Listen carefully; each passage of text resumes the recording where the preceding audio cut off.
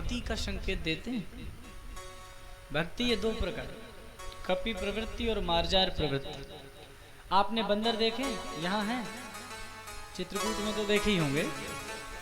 तो वे जो बंदरों की बंदरिया होती है, अपने नन्हे से बालक को हृदय से लगाकर, और बंदरिया बच्चे को नहीं पकड़ती ना, बच्चा अपनी मैया को जोर से पकड़े रहता है और वो मैया इस डाल से उस डाल पे, उस डाल से उस डाल पे कूदती रहती है, लेकिन बच्चा गिरता नहीं है क्योंकि उसने मजबूती से अपनी माँ को पकड़ रखा है। ये भी भक्ति का एक तरीका है जिसमें भगवान माँ है और भक्त उसका बालक।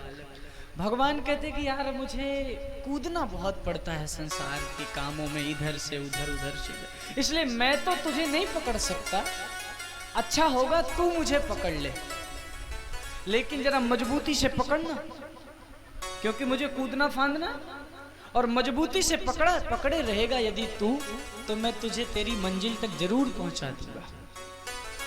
ये भक्ति का पहला तरीका कि भक्त भगवान को पकड़े। और दूसरा तरीका है बिल्ली का। आपने बिल्ली को यदि देखा हो तो जब बिल्ली के बच्चे होते हैं तो वही बिल्ली जो चूहे का प्राण लेने में 1 मिनट से ज्यादा का समय नहीं लेती उन दांतों से, लेकिन वही बिल्ली उन्हीं दांतों में अपने बच्चे को मुंह में दबा करके 7 दरवाजे पार कराती है। यह भी भक्ति का एक तरीका है जिसमें भगवान बिल्ली है और भक्त उसका बालक।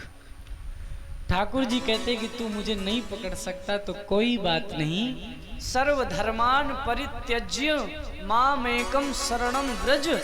गीता में श्री कृष्ण कहते हैं अर्जुन, सबको छोड़कर यदि तू मेरी शरण में आ जाएगा तो फिर तू मुझे पकड़े या ना पकड़े, मैं तुझे पकड़कर वैकुंठ के 7 दरवाजे यम नियम आसन प्राणायाम प्रत्याहार ध्यान और धारणा को पार करा दूंगा।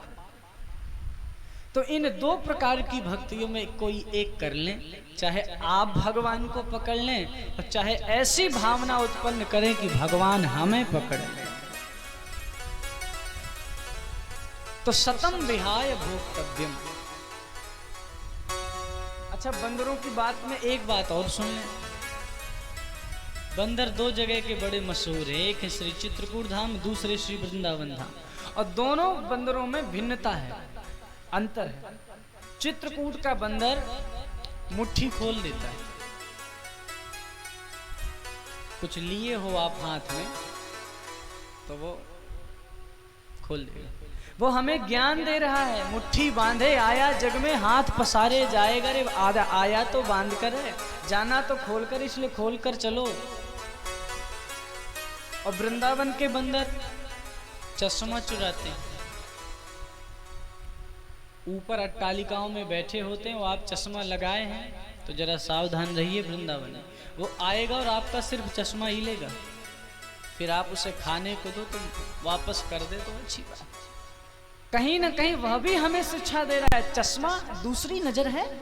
वो कहता है कम से कम भगवान को तो अपनी नजर से देख लो प्यारे, दूसरे के चश्मे से, संसार के चश्मे से भगवान को न देखो, अपनी नजर से, अपनी ज्ञान चक्षुओं से भगवान का दर्शन करो। इसलिए ये प्रकृति हमारी शिक्षक है साहब, प्रकृति हमें हर वक्त शिक्षा देती है, बस ग्रहण करना हमारा धर्म।